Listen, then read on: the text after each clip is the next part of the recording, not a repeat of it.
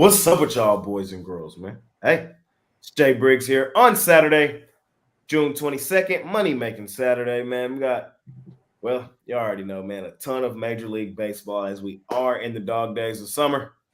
I got the crew with me, man. Mitch, Tony T, and Jovan. Hey, man, this is a money-making crew we got here today, man. Let's get her done. Let's get her done. Mitch, what's happening? Nothing, just a special shout out and to get well to the franchise player Chris Ruffalo suffering an injury during yesterday's show. Tony and I have pulled together. We're going to start up a GoFundMe, send over a spiral sliced ham, in case he has any visitors, that need to come by and take care of him, watch out and stuff. I don't want anyone to leave with an empty stomach, and we hope Chris gets better soon. Shout out Ruffalo, man. Hey, man. It's clearly this. It's definitely this. Will we be able to survive with the franchise player on the IL? We'll see. We'll see. Tony T, what's happening? How you doing? Doing all right. 2-2 today, but I had the Astros to put me in the plus yesterday. And the word today is hot because of all the day games today. There's a lot of day games in baseball, all but one. The temperature at start time will be 90-plus degrees. The only exception is Oakland will be 81 degrees today. So hot. Good coldest winter I ever spent. Summer in San Francisco. I didn't even know it'd be that cold. That's good weather. Oh, it's always cold in San Francisco, man. It's never snowing cold, but it's always just cold, Jovan, what's happening? What's going on? Another big MLB Saturday. Games spread out from 1 o'clock, 2 o'clock, 4 o'clock, and on into the night. For me, I had the misfortune of choosing the Mets Cubs under instead of just going with the Mets, which was my first thought.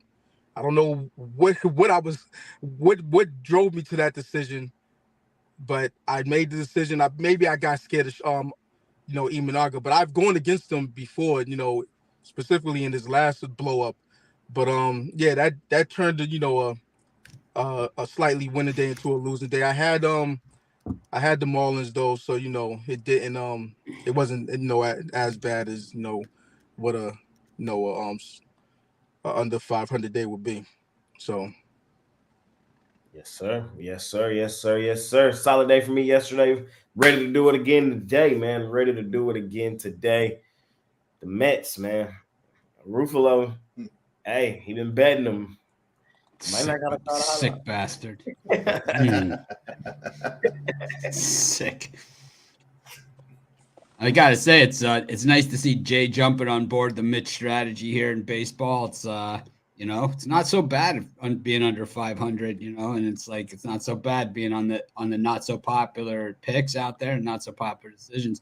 Just means you only got if you can win 50%, man, you can really get up there in the units. And it's I think I might be below 50%. I think Jay is below 50%, but racking it, man. It's even on the days where we don't have a winning record, still doing it. That's why on the news site, I mentioned some of the features on that we're going to have, like the money moves and the tickets and all that other stuff that other people charge for. We're going to have all that stuff for free on our websites and on every game.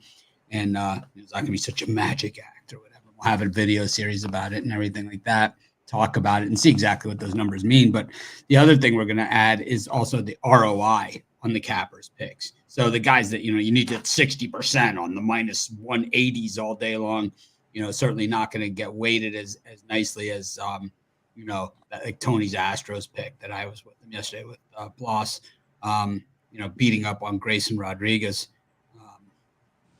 That was sad. The nice thing was the Astros, at least they put in the back end of that bullpen. Saw Montero come in there. It only gets listed as a third of an inning, but it seemed like about 2.5 weeks he was in there, getting pretty much hammered around. And, it was nice to see Rafael Montero for an hour or so of TV time. And then, the other Astros reliever, oh my God, 3 home runs on, I think, 4 pitches. And it's amazing that they were all 2-run homers, It was 14-4. before you knew it, it was 14-10. It was crazy. It was a wild one, but then the Astros did enough of this. They put in Abreu, and it was over quickly. But what a game that was. The Orioles were super square yesterday. Yeah. Oh, the Dodgers, boy, it's unbelievable that there's 16 games over 500. It's but man, that effort yesterday was just horrible. I know it was a late game, but man, you could only put 2 across against Sandoval and that bullpen for the Angels. Very disappointing. The thing is, too, they had covered the run line against the Angels 10 in a row. Yeah, they had been beating them to a pulp, and they just had no answers. How about the Rockies getting up 5-0 and the Nationals? You flick the channel, to see what's going on HGTV. You come back, after watch to see, a couple houses they're looking at House Hunters. You come back, it's like, oh my God, man. What do you think about that? I personally bet. I didn't give out as a premium, but I personally bet yesterday. Dodge the bullet though. You gotta get those plus 150, plus 160. When the Rockies are dogs like around that price, that's when you jump on them. When it's near minus 120s, I'm not too comfortable. What do you think about that pitcher Washington? That babyface Hurts. What do you think about him, Mitch? I tell you, he's starting to grow on me a little bit. He's starting to grow on me. His last 2 outings, we're starting to see solid stuff from him. He got hit a little bit yesterday. His prior outing, he was outstanding. I think we're seeing that with a lot of these young pitchers where it's like Braxton Garrett, who goes today for the Marlins. It's like he has the full capability to go a 9-inning, 1-hit game because we've seen him do it, this season. He has the ability to give up 6 runs, before recording 2 outs in a game. Because we've seen him do it.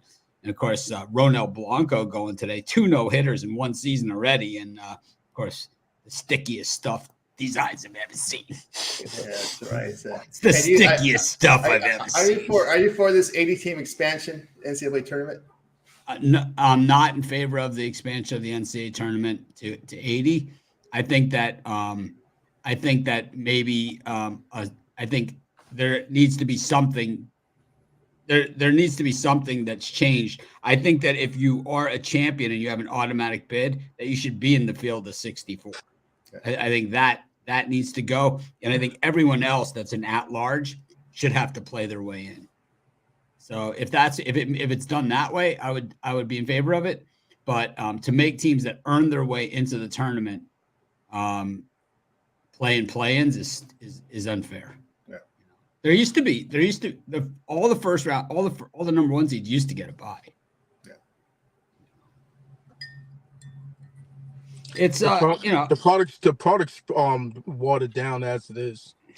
I don't think so. I don't think so because I think that more players are going to be staying in the future. The better the money gets, which since there's no salary cap or luxury tax or anything like that on college professional teams, that more players are staying. More players are taking the money, and we have a lot of good teams out there. I think to me. I think that the transfer portal needs to be adjusted in a certain way where it's like every team can pick up 3 players from the transfer portal if they want. If a player enters the portal and he's not picked up to transfer to somebody else, he's got to sit a year. It'll make people think about it because Oakland is now like the Oaklands, the Cleveland States, what are those other guys? The High Points. These have become, farm teams for the big guys. That's all they are. The Summit League 3-point shooting teams. That's what they are. That's what they are. They've become a farm system for the major conferences, and it's like that's not the way it's supposed to work. But I think on the other side of it is that some of those teams have also been able to take advantage of guys who were recruited heavily by the Kentuckys and Dukes of the world. End up not being able to make the court their freshman year. And if you can't make the court your freshman year and with image licensing and the guy staying an extra year, it's time to get out because you're not going to get any playing time. Then you go to an Oakland or Jacksonville State and, you get playing time and at least you get a chance to be on the floor. So it kind of works both ways, but it definitely still needs to be adjusted, as does the image licensing. Maybe it should be pooled funds. per team and divided evenly. I'm not really sure what the answer is, but we got the quarterback we wanted. So right now I like it for that. We also got the running back we wanted. We got a lot of guys that we wanted, and we lost our top receiver to Georgia, and that happens too. But we got, that quarterback from Washington State. We got the running back from Oregon State. So things are looking up. It'll be interesting to see, but I think Jovan has a point. The field gets watered down, but Jovan, we're seeing a lot of dogs win outright, too. Yeah, but that's what it's kind of my point where it used to be a little bit tougher for a 12 seed to knock off a 5 seed, and now it's becoming ho hum. You know what I mean? It is ho hum. So it's like. But I think part of that is the seeding, is the way they do the seeding, and the way the selection process is done as well, I think is all part of the problem. I mean, why is Grand Canyon, 15 or something? It's like, these guys, this is a for-profit university. They don't even pretend to be like a higher education something. It's like, we are a for-profit institution. It's like, all right. I respect that. I don't necessarily agree with it, but I respect that. At least just say it. We're in it for the money, and that's why we're here. I still think seeding is to produce the best possible matchups for primetime windows. That's how I look at it. Not for a game for the first, second, third, fourth series. They're looking that far, I think, when they seed. Let's give CBS in the primetime window the best possible matchups.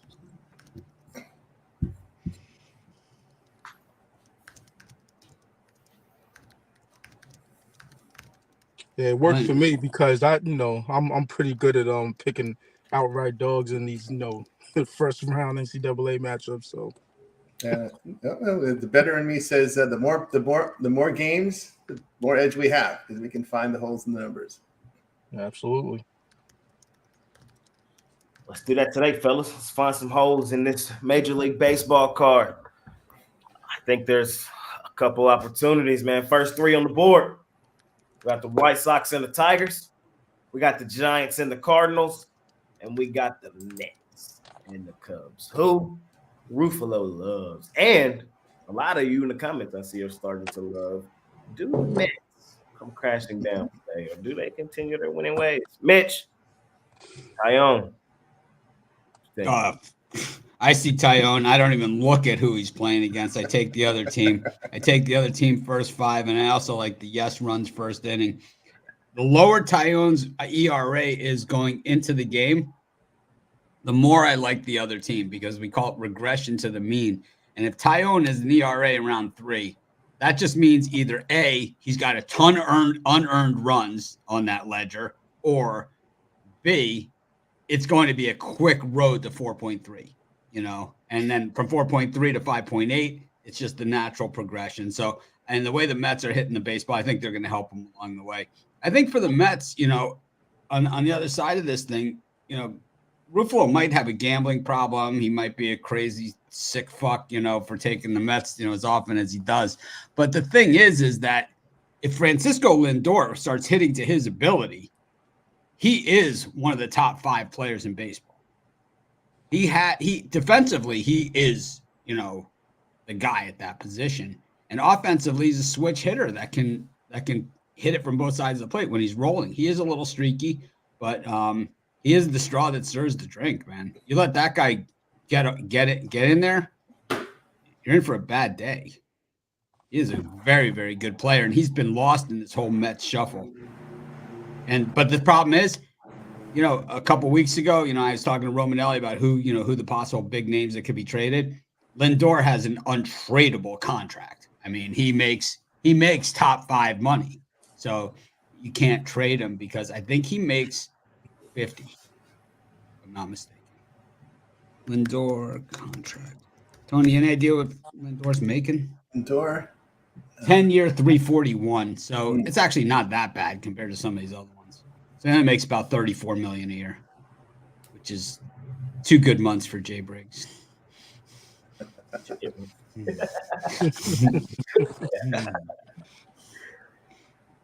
Oh, Mets on the Mets today. I'm not that surprised. They playing well. They are. Well, it's Tyone. It is. What else you like? You like the other two? Taking your White Sox today and your Giant. It's your slot. Yeah. So the Giants, I like, of course. Tomorrow is an interesting Giants matchup. That one is, the Sonny Gray comes to the mound. But in this one, I like the way Michaelis has been pitching. I mean, he's been pitching really well, but everyone knows I take the Giants every single game. And in the early game, all right, so Drew Thorpe is another one of these young pitchers. There's about 10 of them this year so far that are like, there's always young pitchers that come up and pitch, and it's like some are going to make it, some are not going to make it. But Drew Thorpe is a different story. I know he got shellacked last. I understand that. But this guy, think about it. So he was on the Yankees. He got traded from the Yankees to the Padres for Juan Soto. I mean, he was the primary guy in the trade. So he's on the Padres, right? He's settling in, right? He's at Petco. He's not with the big club, but he's settling in on the Padres. And then all of a sudden, Dylan Cease becomes available. He gets traded for Dylan Cease. This guy's been traded for Soto and Dylan Cease in the last 6 months, man. It's like somebody must believe something, and he's the central figure in these trades. It's not like he's the player to be named later or something. He's the central figure. We have to believe that he has that kind of stuff. I mean, of course, the White Sox got Dylan Cease in a trade like that. They also got Kopech in a trade like that everyone thought that they had looted the other team. But I have to believe in Thorpe. I believe in Kenta Maeda. I think the game is passing by. He's a location guy. Tony will probably get into his whole Dodger thing where he throws 91 miles an hour and picks at corners, and that's basically what he does. And if he doesn't pick the corners, it's basically a 91 mile an hour floater down the middle of the plate. That's what we've seen a lot of this year. I'll take the White Sox. I'm going to say Thorpe is going to be the White Sox are actually, and I know this sounds crazy, they're putting together a really nice young pitching staff, with Thorpe, with Crochet. They're starting to it's starting to look pretty good over here. And they're not going to win this year, but so what? I know that everybody wants Crochet and Robert. Those are the two guys that everybody wants in the trade block. And maybe they trade them, but if they do, they're going to get a haul. I like Thorpe. Pro Thorpe, man. Tony T, what you like in this slot? Yeah, the White Sox are winning 35% of their games. And this is an opportunity for them to get a win here because, again, you got Maeda, who's been struggling. His strikeout rate has dropped considerably. He used to be a high 20s guy, down to 17%. Now he's getting hurt with the walks. The walks are what hurt him. He gets behind on hitters, and then he floats one over the plate, gives up the home run.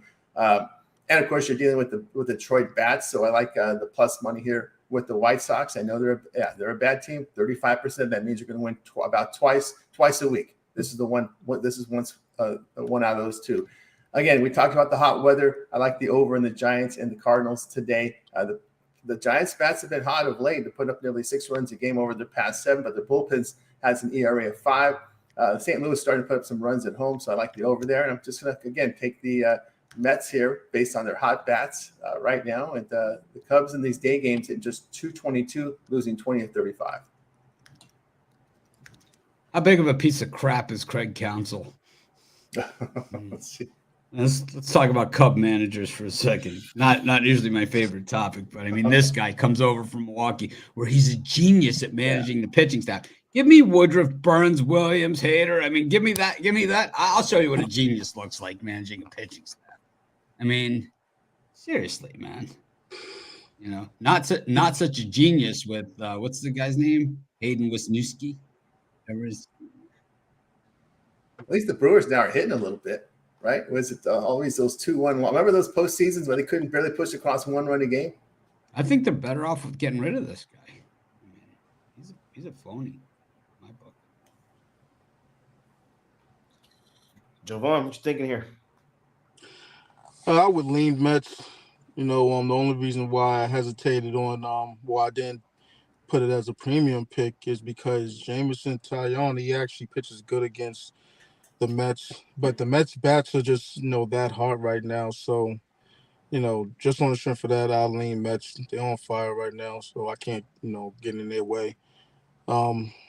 that Sox game yesterday. I was on the White Sox, and let me tell you, I had to sit there and watch this this base runner, think it was 2 outs in the ninth, and bypass go from second like damn near halfway to third, and you know and get thrown out for and game ending double play, fly ball, and got thrown out at first base.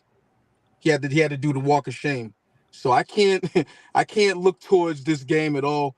If I would be on it, I'll be on the White Sox, but I'm not gonna put myself in that type of misery. I remember back in the day when first base coaches would let each runner know how many outs. I guess the Eagles they don't do it anymore. Yeah, right. Right. What are you there for? Yeah. You know what I mean? Yeah. Hey, I'm fading the Mets. I'm sorry. I'm fading their ass. I'm taking Taillon. But I'm not taking Taillon. I'm taking the Cubs because I'm fading everybody taking the Mets. Is what I'm doing. Everybody in love with the Mets, bruh. I'm tired of the damn Mets. I was on them for a little bit. The line just hey, it's Saturday. Mets gonna lose, bro. Jay's gonna be on tomorrow, being Tyon's on my do not bet list, man. And this guy stinks. I know. I mean, they broke up that whole Pirates pitching staff. It was Cole, Tyone, Glass now, right? I mean, it was like Chris Archer. It's like they broke up the whole band, man. It was like enough of all this lunacy. I'm not rushing to the window in this game. I'm just telling you how I see it, man. This might be the squarest play on the board, the Mets today. It just might be. Nope. Zach Wheeler and the Phillies have that esteemed distinction. That might be, but or the Dodgers with Glass now. But they're 305. You know what I mean? You're getting even money with the Mets. Like, there's gonna be some heroes in the YouTube comments if the Dodgers win that game. I told you, Dodgers. Some heroes. I don't fade the public. Y'all know I love the public. I'll be with the public often. If there was a fade the public spot for me today, it's fading the Mets. That's just how I see it. I'm not really in love with the other two. White Sox, bro, they just be breaking my heart. They do. Maybe attack first five. Fading Kenta Maeda, really trying to target him, getting blown up. But we know the White Sox, man, they give up games late all the time. I do not trust their bullpen at all. So no way in hell I could bet them a full game. But I'll listen to Mitch a little bit and buy some of his stock on Drew Thorpe. I'll buy some Drew Thorpe stock as well. I'll take a shot with White Sox first five. And yeah, lean towards the Giants because it's Miles Michaelis. I love fading him. But the Giants, they're the Giants, bro. They're the 50-50 Giants. All right. That's what they are. Next game up, or next three up, we got the Diamondbacks and the Phillies, the Royals and the World Series champs, Texas Rangers, and the Tampa Bay Rays and the Pittsburgh Pirates. Tony T, you want to start here? All right, yeah. On the Royals-Rangers game, I'll look under the total. These are two teams that are just struggling at the plate. Though over the past 7, Texas is 195. The Royals, the hitting slump 203 over the past 7, going under. This game will be played in the Dome, so weather won't, as Jay says, thank goodness for the Dome this time of the year in Texas. We're looking here also in the Arizona-Philadelphia game. I see Tommy Henry. I think over, especially with a long time. Yep. Time. Yes, with the 95-degree temperature, 98-degree temperature forecasted game time. I look for a run scored in this game, and in Tampa Bay and Pittsburgh here. I believe it's Eflin still. Let me verify the pictures here. Eflin and Jared Jones, the Jones kid. That's what I'm going to follow. I'm going to go ahead and take Pittsburgh in this spot. Jones ERA here at home 2.14 and 7 starts. The Rays have struggled hitting righties 219. And we've seen Pittsburgh do well hitting the baseball in these day games. So I'll look for the Pirates there. Javon, what you thinking here? Yeah, I'm on the Rays. Even though Eflin, he doesn't pitch so well on the road. It's just a situation where the Rays, they're on a 7-game winning streak against the Pirates. And I think it's it's a psychological thing at this point. Jared Jones is one of their young studs for the Pirates, but it looks like the Rays are coming out of their little slumbers. So sometimes you got to anticipate a team going on runs, and that's this is one of the teams that I think is going to make some headway. So I'm on the Rays. For the Phillies game, they had a lot of chances to break that game yesterday wide open and let Jordan Montgomery off the hook in some spots, and the bullpen. But I think in this one they connect in a big way. So pull out the extendo clip, however many runs you got to get the plus money, do that. That's how I see this game. And I was on the over yesterday in that game. I'm on the over again. So, and I want to be on the Texas Rangers. Michael Walker on the mound for KC. KC 1-4 last 5. And Texas not that much better, but you know, just on the strength that John Gray got blown up his last game, I expect him to bounce back. Against this Royals team who's not in their best form, actually in their worst form this for the season. So There you go. There you go. For me, give me love you long time and the Diamondbacks straight up on the money line, man. If you don't know, now you know, man. The Diamondbacks own the Phillies, bro. We just saw this story. We just saw it in the playoffs when it mattered most. What happened? Arizona got them boys. What happened yesterday? Arizona got them boys. Zach Wheeler, I love you. I lied. No, I don't. We're fading you, bro, like we always do. It just is what it is, man. You got to take the Diamondbacks. You're getting twice your money on a team as competitive as the Diamondbacks, who are low-key playing some of their best baseball of the season. Won 4 of their last 5. Granted, you got to say who they played, Nationals and the White Sox. I'll give you that. But still, that's where all the value is here in this game. I don't necessarily see the Phillies as high as they were as earlier this season, still kind of being priced as that. Give me the Diamondbacks, man. Henry, love you long time. Plus 205 on the Diamondbacks. Sign me up. My Rangers, lay the run line. Lay an extended clip with the Rangers, man. Here we go. Jovan said it best. There's a couple pieces to the story. The Royals, they're in their worst form of the season. It just is what it is. And they've kind of been in it for a little minute. Look at 4 of their last 5 losses. They've all been on that run line. 3-0, 7-5, 5-1, 6-2. Their one win was a 3-2 win over the A's, avoiding the sweep. So I don't like what I'm seeing from Kansas City right now. My Rangers, I'm starting to see the offense kind of pick it up these last 3 games. 6 runs, 5 runs, 6 runs. When the Rangers win, they win on the run line. We know this. We've known this the last 2 seasons. Look at the Rangers' last 20 wins. I guarantee you they're all on the run line. That's just who they are. They got it done last night. I'm starting to see the signs come together. The pieces starting to come together. Young is on the horizon.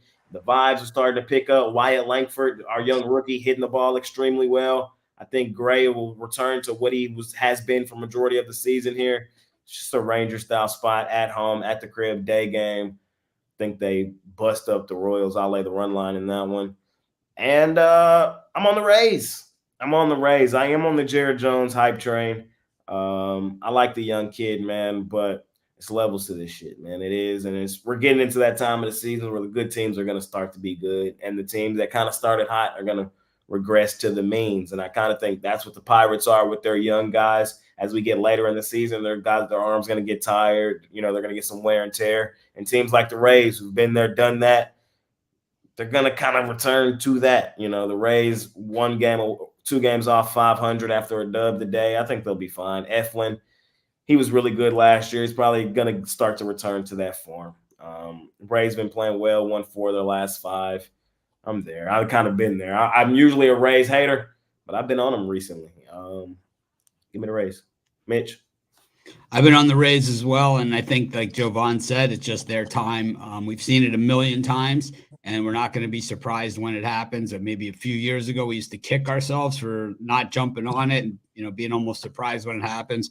But it's kind of, they lull around, hang around, where it's like they might be around 500, even a little bit below 500. Then they get to the All-Star break. All of a sudden, there's 6, 7, 8 games over 500, and which they're not going to make it to this year, but they're going to be over 500. And the thing is, then the second half of the season, you look up and they're number 1 in the wild card, right? It's like, it's every single year. So we're not going to fall for it. We're going to go with the Rays here. I love what the Pirates are doing. I think a lot of things Jay said about them being young and all those things, and it's called depth, right? That's really the thing that you're talking about there. But I think when you look at their big three, Keller, Skeens, and Jones, you have 3 pitchers that you can go to the playoffs with, man. You go to the playoffs with those 3, that 3-man rotation. It's not bad. And the thing is that, they have a decision to make here at, 36 and 39. Next week, over the course of the next week, we'll hit the halfway point of the season, the 81-game mark. And they'll have a decision to make. Are we going to play for this year or are we going to play for next year? If we're going to play for this year, then you got to have to go out and get some help. If you're going to play for next year, you stay pat in the offseason. You make a couple moves, quietly add a veteran here and there to shore things up, and you go. You know who the Pirates remind me of this season? They kind of remind me of the Marlins last year. Right. Yeah, they're kind of like the Marlins. And the Pirates and the Nationals are exactly the same this year. Exactly the same. If you look at the Nationals, they're a 500 team also who – nobody picked them to, like, if you would have said to me at the beginning of the season, or said to the Nationals, would you take 500 at the halfway point of the season? I think they would have said yes. And I think they would have been, I think we were all pretty surprised that they're here at the halfway point, but they're the same team too. They have a nice young pitching staff, but I don't think their pitching staff's nearly as good as the Pirates, but they have, Gore, who's not as, at the top, who's not as good as Skeens. He's not as good as any of the top 3 on the Pirates, I don't think. And they don't have Josiah Gray has been out all season, right? So it's like they've been missing a bunch of guys, but Jake Irvin has pitched nicely. They've gotten help in other spots, and the bats have come through. So it's like there's a few of these teams where they have decisions to make right now. Do we want to win this year with a 3-team wild card? We see wild card teams go to the World Series every year. Or do we play for next year? And if you're playing for next year, you got to stay almost pat at the trade deadline, unless you have a guy, Rich Hill isn't with the Pirates anymore, but if you have a Quintana or Rich Hill, you unload that type of guy. And, you get some guys that can help you next year. But I don't know what the Pirates. Is he done? Rich Hill? He's never done. Yeah, where my man at, dude? Where my guy at, man? he's at the Kibbe Dome calling the game. Rich Hill at. Tony's gonna find out for us. Now you got him interested. It's like, what's Rich Hill doing? The journeyman of all journeymen. I'm there. He is our Edwin Jackson. Here's a Rich Hill update. He's a coach for Little League. He's coaching his son now. Nice. That's good. And he said he turned down 3 MLB contract offers, but he's still eyeing a 2024 return. So stay tuned. Okay. So the thing is with his son's Little League games, does he only stay for the first 5 innings? Anyways, I like the Diamondbacks here only on a value play, no premium for me. But Tommy Henry, he loved you long time. He's back in action. I'm going to go with him over the Phillies. I had the Phillies yesterday, man. Just broke my heart. That home run off the facade off Taijuan Walker in the first inning was kind of like sent the message. And the thing was, it was one of those weird games where, like, even though the Phillies, like Jovan said, the Phillies had tons of chances and were unable to convert, it was like you still felt like they were probably going to come back and cover the run line. Like it was going to be like 10-7 type game. They just never got there. They got some unfavorable calls. Bryce Harper got called on a check swing that was clearly not a check swing, and it was a bad timing. 2 guys on, 2 outs. It was horrid. But I don't know. I think the Diamondbacks are starting to roll too. Another team like the Rays, quietly now back at 500, well within the wild card. And I'll tell you, I might have been early to the Royals' demise, but I've been enjoying it a lot lately. And I was a week early to it, but I know with a bullpen like that, to me, their bullpen rates out worse than the White Sox, worse than the Marlins, and worse than the Rockies. I think the Royals have the worst bullpen in baseball, and it's not going to help this mediocre pitching staff. They also don't have a lot of depth. They're another team. They're in that same boat, but it's like once you're up and you start going backwards like that, that's when you got to say next year, because it's like it's not like the Nationals and Pirates who are kind of playing, kind of hanging in there. These guys are really starting to. You gotta take the White Sox out of that. They're cut above as far as bullpens go. Recently they kind of steadied the ship, but they've given up some monster leads. Oh Bro, yeah. Oh no, but the White Sox, I've been on the wrong side of no, it. they so terrible. But the advanced analytics say that the Royals are worse than them. It's like they're worse than the White Sox. It's like because they're probably because they're in more competitive games, right? I guess so. They blow a lot of leads. The starters, the White Sox are always coming from behind. Well, the White Sox were like 9-1 in the first 5 innings, and like 1-9 in those games. They're bad. But those are my 3 picks for that slot. It's kind of fun on the Saturday with just 4 people. I kind of like it. Got a little more time, go through everything. Yes, sir. No hockey. It's all good. And next slot up, let's keep it rolling. We got the 50-50 Twins on a downslide. We know what that means against the Oakland A's. You got the Baltimore O's and the Houston Astros. And we got the Boston Red Sox, #Dirty Water, and the Cincinnati Reds, a.k.a. the Dela Cruzes. Jovan, lead us off here. What you thinking? Man, these two teams, these two pitchers faced off last weekend. Bailey Ober and JP Sears. JP Sears, he's good for several runs in his last few games. So, and with the fact that the Twins, they're crushing lefties right now, it's looking like it's gonna be a a lopsided affair in this one. So I gotta be on the Twins, at least on the run line, -1.5, if not more.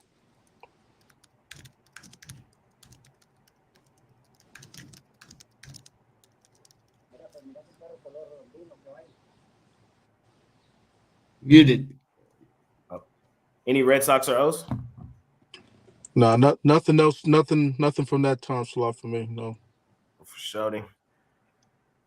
#Dirty Water, man. #Dirty Water. They did lose yesterday, but I'm still on that train. Something about that Reds Friday night. I wonder what the Reds are in their Friday night games this year. Like they don't really lose in Friday night games. The Reds, just something about them. So I wasn't totally in love with the Red Sox yesterday. That's why I left them off the premium area after being on them like during the whole win streak. But I just might jump back on them today, man. I just have to. Frankie Montas, he's a fade, bro. That's what he is. Nick Pivetta, am I in love with him? No, I'm not. I'm not in love with Nick Pivetta. But I do like the Red Sox on the road. I can trust the Red Sox a little bit on the road. I think they've kind of turned that corner a bit. They're kind of in that same 50-50 stretch where it's like you got to keep playing well to try to get that wild card, or you might as well shut it down. That's kind of where the Red Sox are. But I'm liking the vibes I'm seeing from them right now. The vibes that they're scouting well, like the vibes I'm getting from the Red Sox is they're actively trying to win games every day. The way they're specifically targeting things in games is what I'm liking from the Red Sox. I don't feel like every team does that. Like right now in the current age of baseball, like some teams they kind of just going out there swinging the bat. I don't think that's what the Red Sox are doing currently. I think they bounce back and get a dub today. Yeah, I already know I'm on the A's, bro. We got to be on the A's. It's the A's, man. They've won 3 of their last 4, playing some decent baseball. The A's, I like what I'm seeing from them right now. We already know what's up with the Twins. What they have, a 7-game win streak, you know what's coming back the other way. It's who they are. It's who they've been. Don't switch up from it. Don't run from it. It's the Twins, the 50-50 Twins. That's just that simple, buddy. It's just that simple. They are hitting well and all that, but they just find ways to lose baseball games. That's who they are. When they're in the tough stretch, you fade them. When they're hot, you ride them. Right now they're cold, losing, you fade them. Give me Oakland at the plus money with my guy, of course, JP Sears. Jovan did say some things about JP that are correct. JP hasn't been in the best form recently. I know because I've been betting him. My boy's lost his last 4 starts. Gave up 4 runs, 3 runs, and 2 runs. And the Twins last week did get to him. He gave up 9 hits, 4 runs in that game. He only went 4 innings. I get all that. I really do. Bounce back from my boy. He at home today. Feel good out there in sunny Cal. I'm on the Mays today, plus money. And last but not least, the O's and the Astros, Corbin Burns, Blanco. You would think with these 2 pitchers, it would be an under. That's what you would think. But the way they was hitting yesterday, I don't. Hell no. I'm going back to the over. It just got to. It just has to be done.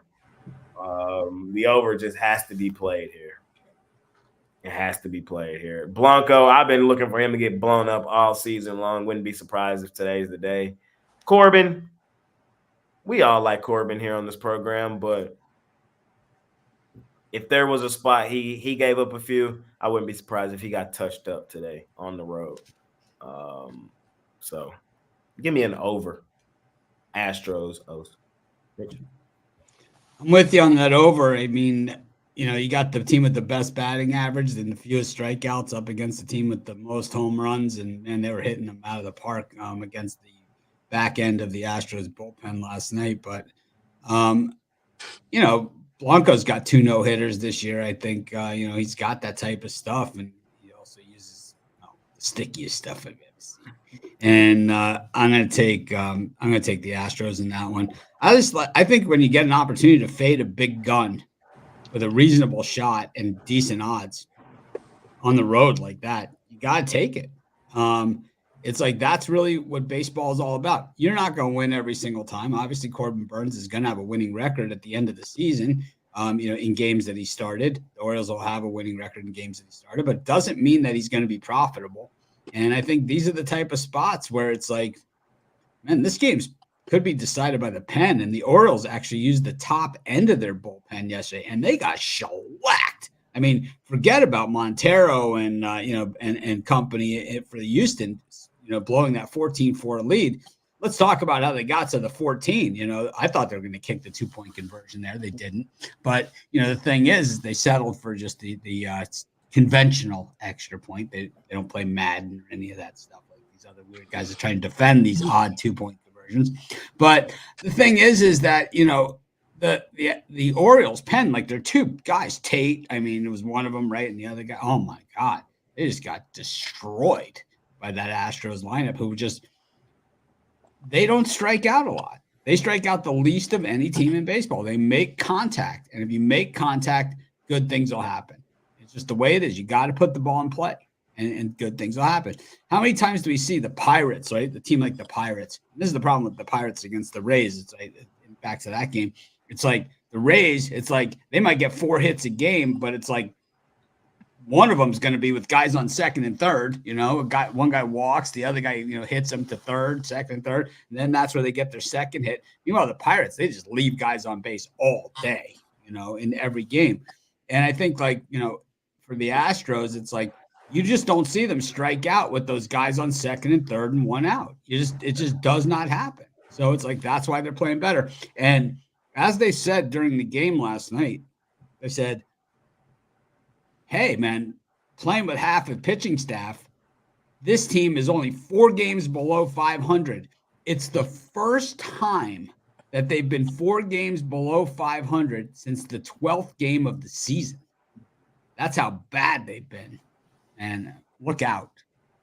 Look out. To be honest, I would be buying some. I want to buy some Astros and Rangers stock right about. Oh, yeah. And Giants, man. Those are the 3. The teams that have really been banged up. Really banged up. Like not just missing we're missing Aaron Judge. It's like I'm talking about missing like a lot more than that, I mean, the Yankees, fine, they were missing Aaron Judge games or whatever, and it's like, yeah, he's a great player, but it's one player.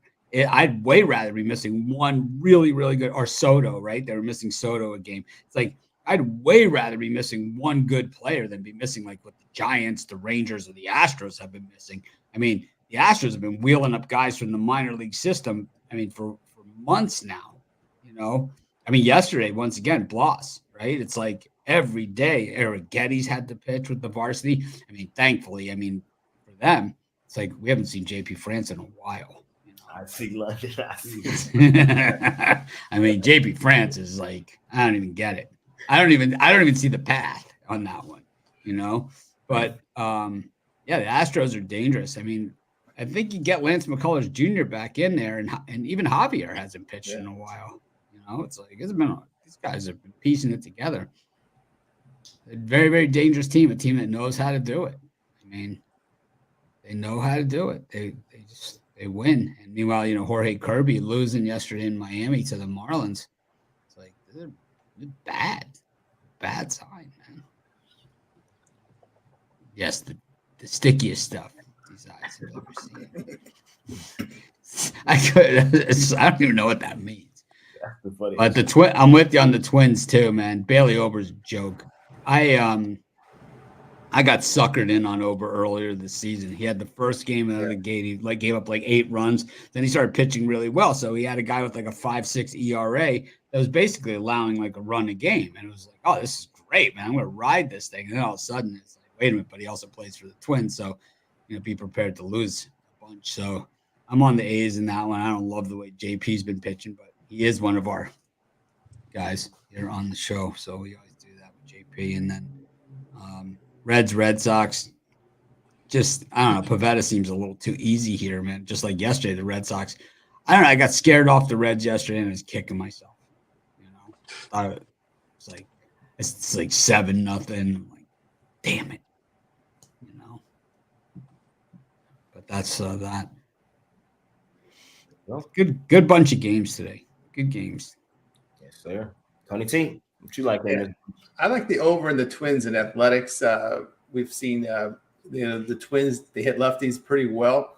And we saw Oakland Athletics starting to hit. It's an interesting phenomenon with this Oakland A's team. You know, they averaged 3.7 runs per game this year. But in their 34-day games, they're putting up 4.5 runs per game. So almost a run more during the daytime. So I like the over in this one, the Twins and the Athletics.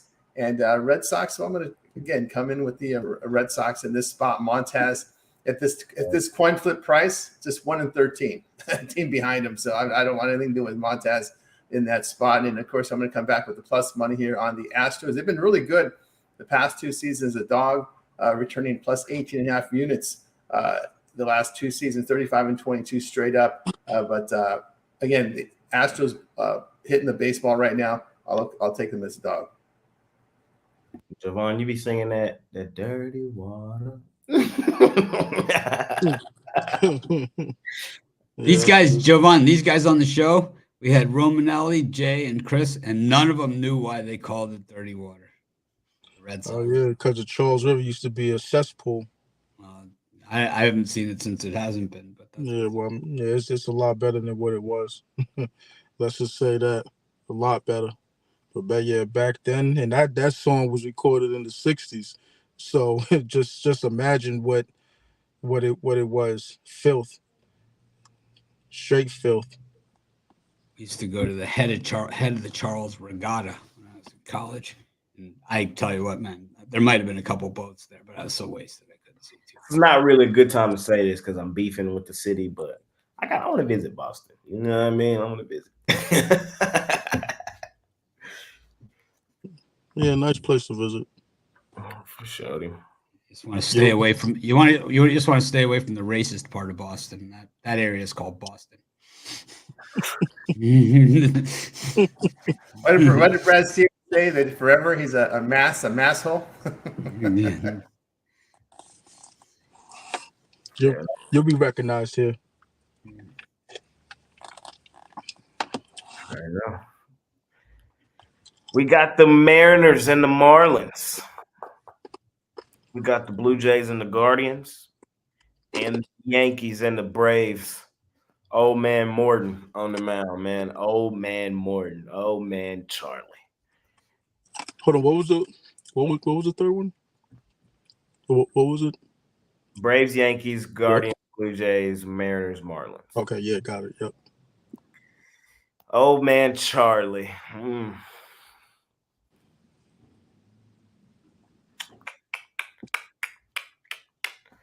taking the Yankees. I got to do it. It's got to be done.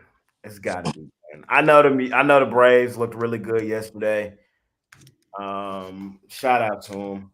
I know the Yankees ain't really playing their best baseball right now after, starting the season off blazing hot, looking like the best team in baseball. I mean, I guess you can still say that's them. I'm gonna take them today. I'm gonna lay the run line. I don't bet the Yankees often. I don't. And the Braves are starting to play better, winning 4 of their last 5. Yankees lost 4 of their last 5. But if there's a spot, I like these type spots. The bounce back spot at home is one of my favorite spots to play in the NBA. And I think this is kind of one of those right to ship style spots for the Yankees. Saturday, late night, got embarrassed yesterday. Really got embarrassed the last 2 days because Baltimore put it on them. This is just a get right Yankee spot, in my opinion. That's how I see it today with Stroman on the mound. Give me the Yankees.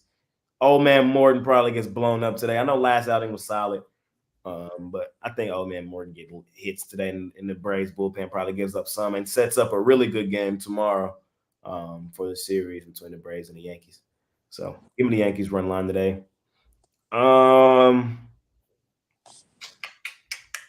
Give me a Guardians run line today, too. Ooh, 2 run lines back to back. That don't sound like me recently, but both plus money, I'll attack it. Hey, look, do I even need to say what's up with the Guardians? I've told y'all plenty of times this season. They're an offensive team this year.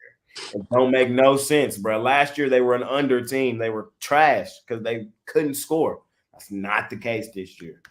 Over Guardians, look at it on the daily. It'll be fine. I like Barrios. The Blue Jays, though, it's over. I'm with you, Mitch. You were a little early, but you're right. They're done. Stick a fork in them. They're probably trading some people at the deadline. Let's move these boys to Nashville. I'm done with the Blue Jays. Guardians smash spot. I think they just continue to do what they do, man. Be one of the best teams in baseball and not really be priced like such. Give me the Guardians. And then Mariners, Marlins. I'm not really in love with this game, in all honesty. No real opinion. I just think that this AL West is going to come down to the very end, kind of like he did last year. So I see some regression in the means for the Mariners here soon as the Rangers and Astros catch up and make it a real division race. On that alone, a small in on the Marlins, but again, nothing serious there. Mitch? I'm going to take the Marlins against the Mariners. I really don't like the way the Mariners are not hitting the baseball right now.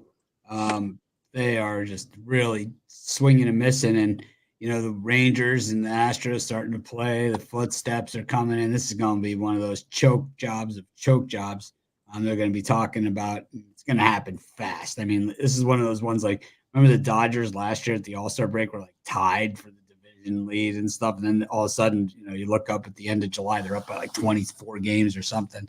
It's going to be something like that where the Mariners are going to finish third in this division. And Costy's going to me and Jay dinner at Joel Rubicon. It should be nice. Be real nice. I'll have the $480 prefix menu.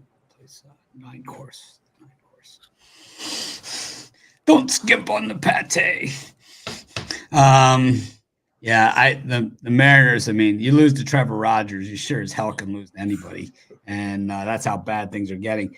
This has got to be the longest road trip in baseball, right? Seattle to Miami has got to be is about as far as it gets. So they're a long way from home. They got nothing.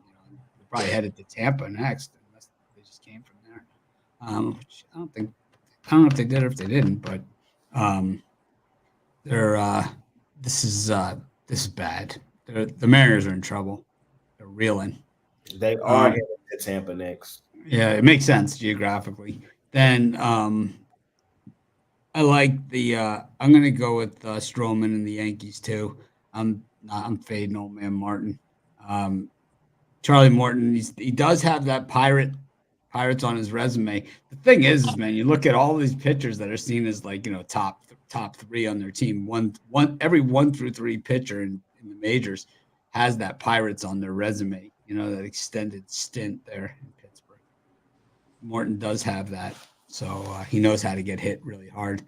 And then, the Blue Jays, they're just going to be regretting not taking those offers that they had early because they're going to become sellers, and then everyone's going to know they're sellers. Right. So it's like they know it's like that's the problem with playing in the American League East. 35-40 is, you're 15 games back or something. I don't even have the standings in front of me. I'm going to guess they're at least 15 back at that record. Let's see what they stand. But they got to be way back. Yeah, they're 14.5 back. And in the wild card, they are 5.5 back. But the problem is that they're 1, 2, 3, 4, 5, 6, 7, 8 teams they'd have to jump. Not good. Do they finish last in the division? Yeah. I think the Red Sox are actually surprisingly better than them. Javon, do they finish last? Do the Blue Jays finish last in the division? It looks that way. I mean, everyone else is, battling except for them. I mean, they had their little stint where they, was battling too. But I don't know. I think with the AL East is outside of Baltimore and the Yankees, everyone else is kind of bunched in, kind of within shouting distance of each other. So we still got a lot of baseball, to go. Like, I don't see the Rays, falling by the wayside. The Red Sox, even though they have been surging, I could see them take a swoon, in the late season, going into August and September, because that's just what they've done in the last 2 seasons. So, I mean, there might still be hope for the Blue Jays, but as of right now, the way these teams are currently playing, I would say that they're the front runners for the cellar. Fair enough. Anything left for you in that slot, Mitch? No, I got all 3.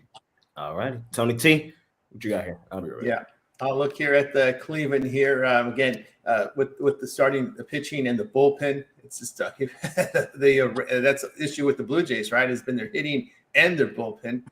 You look at the Blue Jays away from home, an ERA of 4.43. Guardians, a strong bullpen at home.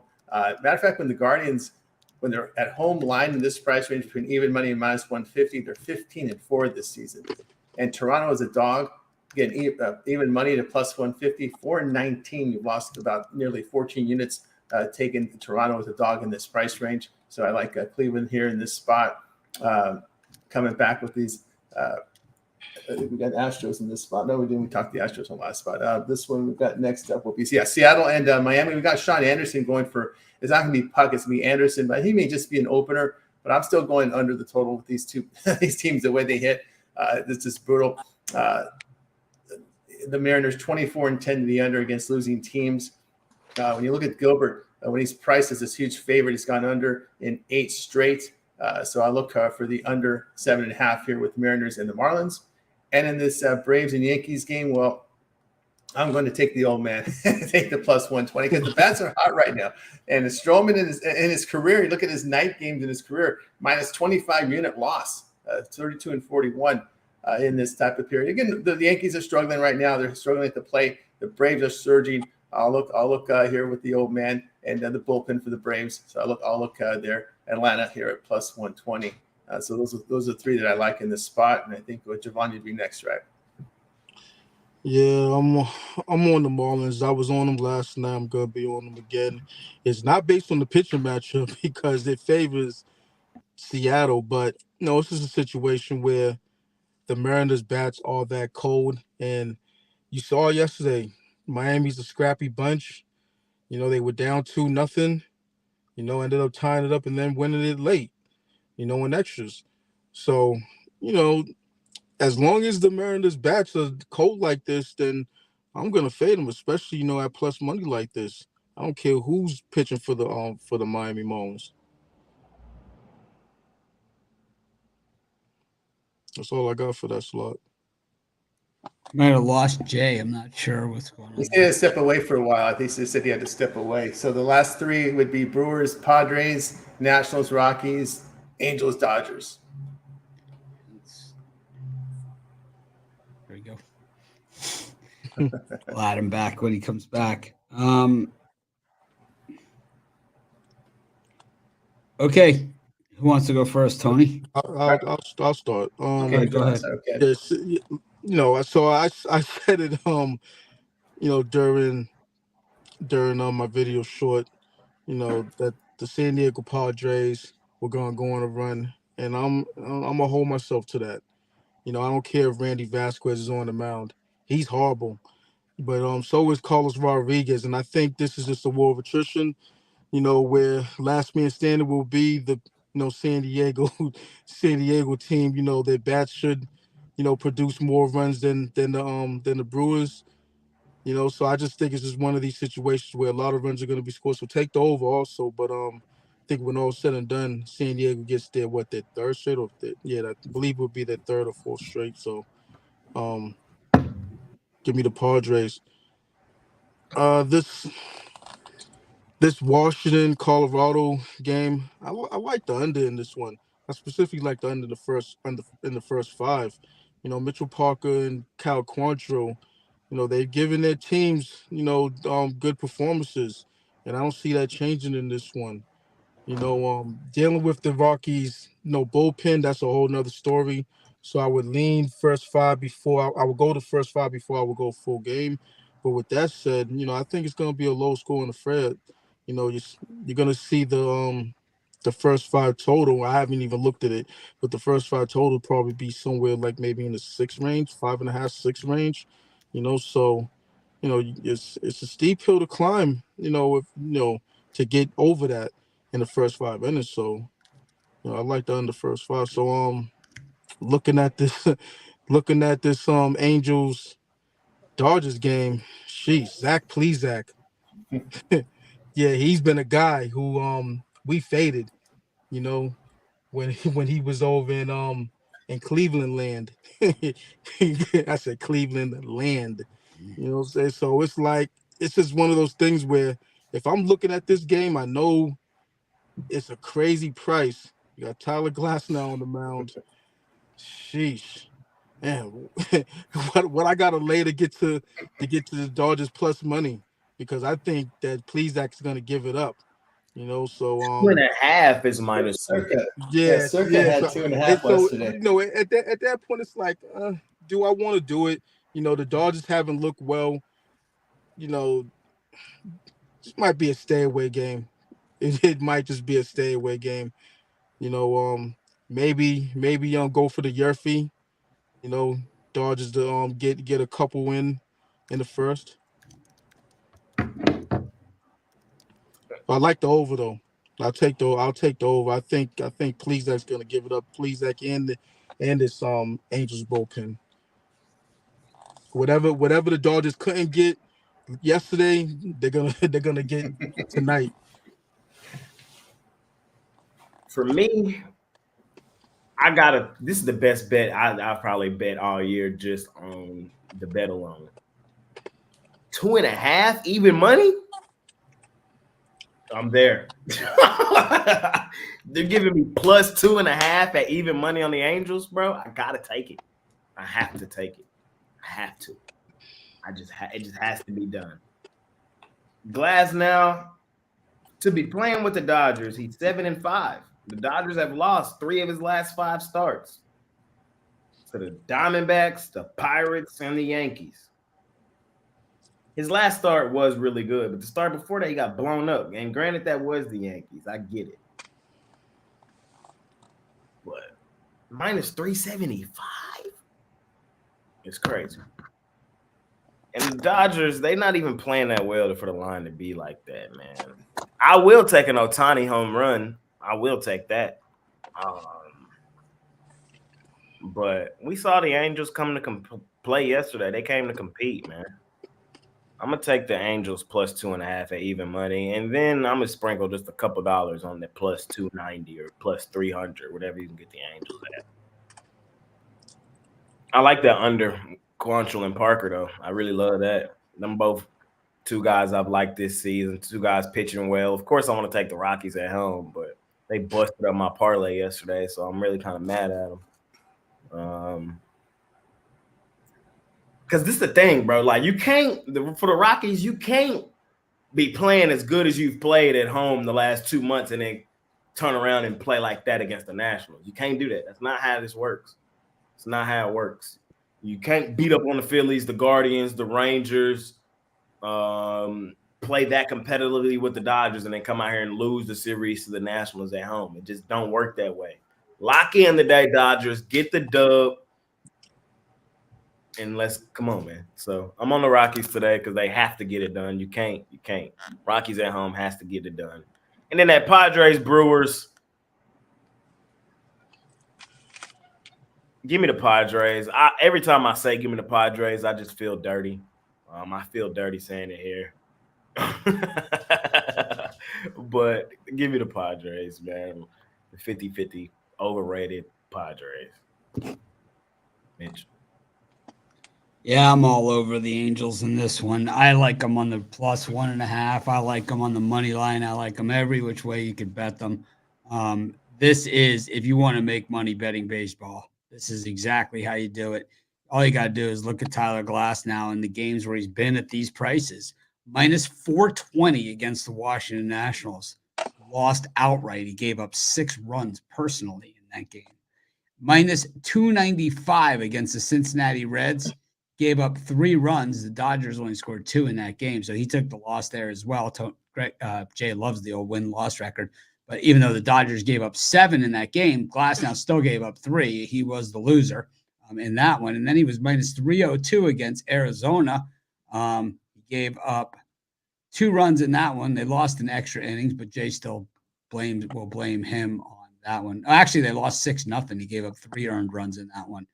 So he was the losing pitcher record again at minus 302. So in those 3 games alone, he's minus 1,000 in 3 games. This one just fits that mold. He was minus 268 last time out and did throw a shutout, which is what it will take for him to get a win at these prices, because every time he's been at these prices, he has lost. So, yeah. Yeah, well, none of those opposing pitchers was that. Oh, you mean so if you win on a minus 300 plus or by 400 favorite, you're going to come back and rub that in my face. You know, when I'm getting 4-1 on my money on the other side, and I don't say jack shit on the other side when I win. I mean, go look at the leaderboards and you can see my record. Go click on my baseball record. I've hit less than 50% of my games this season. I'm way up. I'm way up. Y'all cracking me up, bro. Way up.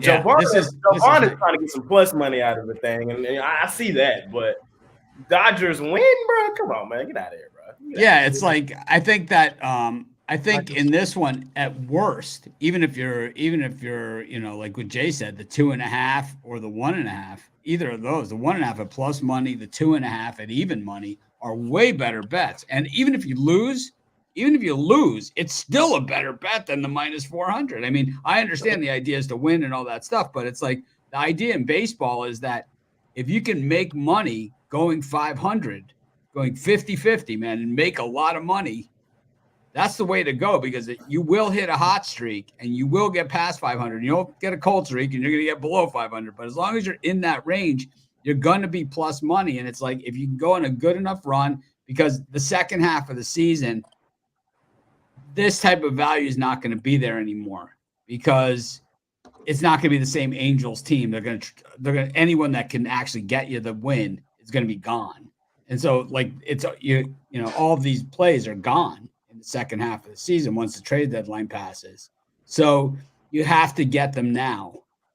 And these are the times to take those chances, because you'll see these odds in the second half of the season. You're just not going to win them. You're going to lose most of the time. You're not going to have as high win rate on the better payers in the second half of the season after the trade deadline. They're just not there. But I do like Carlos Rodriguez against Vasquez. I think that you guys are a little harsh. Rodriguez is ranked higher in their system than Gasser, than Tobias Myers, than all of these other guys. I mean, he's got that kind of stuff. He's ranked higher in the system. He's just a rookie that needs some time. But in the minors, he was better than all those guys. Tobias Myers has a .44 ERA over his last 3 starts. I mean, he's smoking it.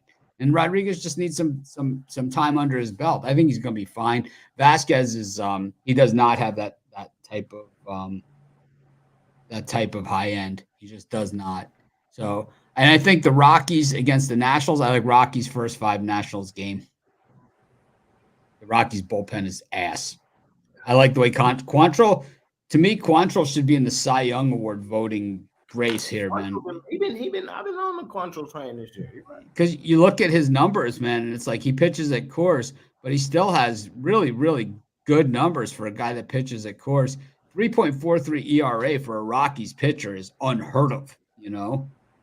He's only allowed 8 home runs, 33 walks. Not good. Not good. He does have Padres experience. Close us out, my man. Yeah, like the Padres, they hit right-handers very well this year. 272, averaging 4.5 runs a game. I look at the Padres there. Nationals and Rockies. I'm with the Nationals here. The Rockies bullpen has been terrible. ERA at home of 5.5. When they're in these closely lined games, where they're either plus 125 or minus 125, they've been 2-15 this year, and that a lot has to go with the bullpen there, blowing games. And when the Nationals have played these really bad teams with a 380 or lower win percentage, they've gone 12-5. So they've been pounding the bad teams and also been pounding teams with bad bullpens. So I'll look at the Nationals in this game. And I'm on the plus 1.5 with the Angels tonight. There's plus money there. The Dodgers hitting only 250 at home. And interesting here with the Dodgers against right-handed starters. I know it's Plesac, but against right-handed starters this year, they're 26-23. They've lost 13 units against right-handed starters. I'll look at the Angels plus 1.5 for this one. What you selling today, Mitch? So far, I just have my $19 top play, but I will have more out there. I have plenty of picks that I've loaded up. I just don't have them packaged together. But I will remind everybody one more time, if you're buying my picks and you're looking for the Dodgers minus 400, you ain't gonna find it. You know, if you're looking for the Dodgers, the Orioles, the Yankees, you know, anything like that, usually not gonna find that in my picks. It's gonna be the ones that are gonna be like, oh man, I didn't bet it. That I get like the customer service, you know, like I bought it, but I didn't bet it. I should get a credit. It's like they won. It's like that's why you get credit. It's like well, why'd you buy the pick then? You weren't gonna bet it. Well, I was hoping it was gonna be one that I liked. Like, I don't even get that, man. What you telling today, Tony? I got a best bet for Major League Baseball up on the board right now. Also a 3-pack from MLB, so go ahead and get on board with me. Remember the promo code PICK at checkout will save you 15% off, and then a good time to get those long-term passes. For the weekend pass, we have a big card here today, as well as on Sunday, 12-game card, Major League Baseball on Monday. So go and get on board with me here at Pick Dogs. There you go. Hop on with Tony T. Jovan, what you telling today? Yeah, I got an MLB 5-pack going today. You know, I really like this card. You know, should cash. Also got my my laser show play, which is always my best play in the majors. So hop on board. There you go. Hop on with Jovan over at Pick Dogs Premium. Hey, I got my $19 MLB play of the day. I've hit 4 in a row, ladies and gentlemen. The last 3 all plus money. And I believe it. I got another plus money one in there for y'all today too, man. So starting to hit my stride in baseball a little bit. Trying to keep it rolling, man. I am not currently on the leaderboard, but hopefully after today I am. So we'll see. Like that's how close my units are right now in baseball. So I'm picking a lot of dogs. I'm taking the mid strategy. I'm taking a lot of dogs right now. Value. We call it value. Value. And that's how I'm attacking it. So if that's what you're looking for, pair me and Mitch up, man, and we'll find it for you, man. And kick the shit out of the books. Money. I think the other sports, the point spread sports, are more like you got to find that value in the line, and finding the right line. It's more, a lot of that. With baseball, it's more about just finding that value play and be willing to take losses, knowing that you can go 1-1 and make money. I mean, you got to take your shots.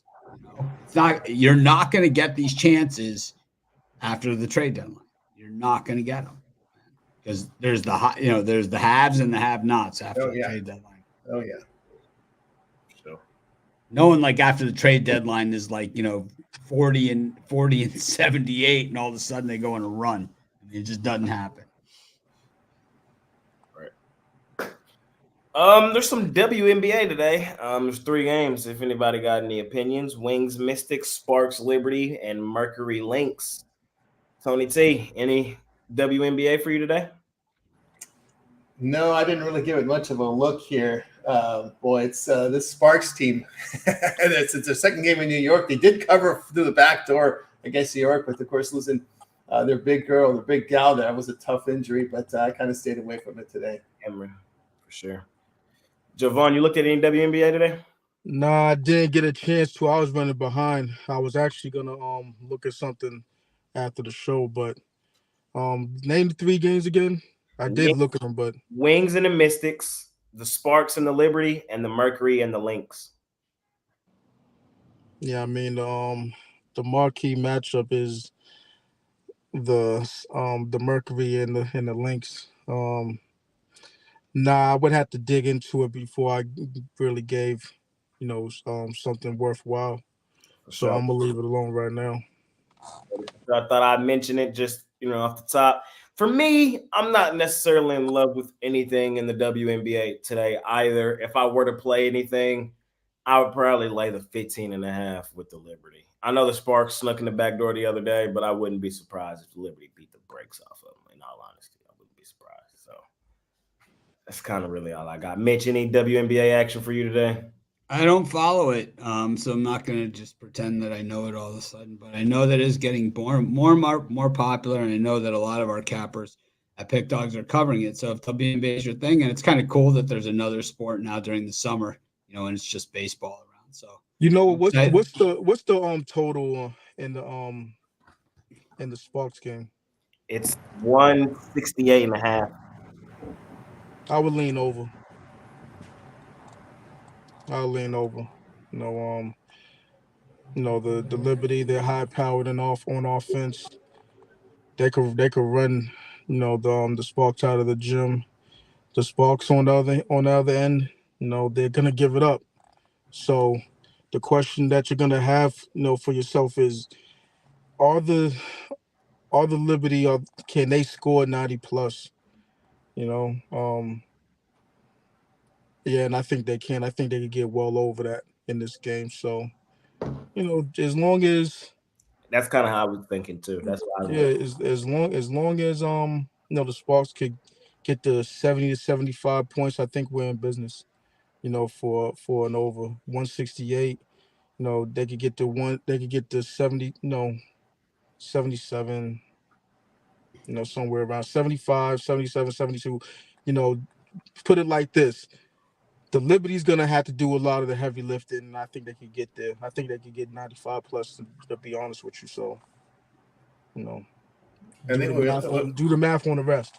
Well, if you've watched that Sun Aces game last night, we see the Aces now back at full strength. It's a little different team now.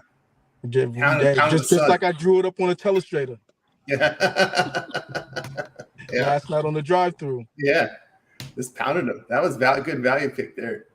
This is a different Aces team now. Now they're back to full strength. Yeah, I saw it was a lot of money on the other side too, and I didn't understand it. So, We're trying to cover WNBA a little bit more here at Pick Dogs. Be on the lookout for a video series popping out soon, man. Be on the lookout. It will be on the lookout. Be out soon.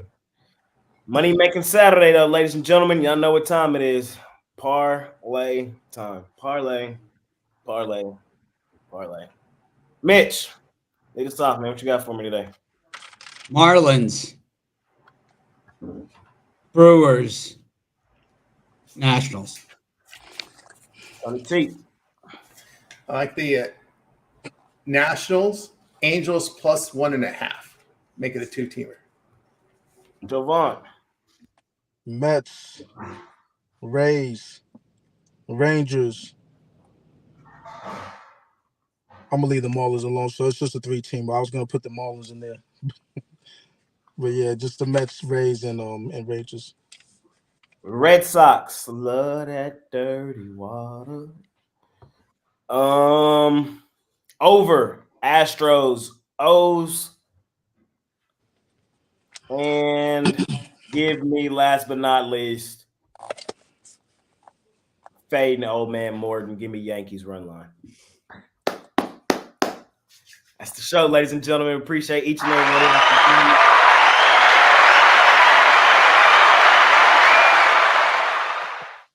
Same time, same program tomorrow. Of course, we got a full schedule. Be here to break it down. I kind of like the small crew today, man. Appreciate Mitch. Yeah, I do. I like it too. Appreciate Jovan showing up. Thought we got a lot of good talk, a lot of good banter in today. Money making Saturday. Any last words from any of you gentlemen before we get out of here? That's it. That's it. All right. We'll see y'all tomorrow. We out of here. Grab some merch. We out of here. Peace.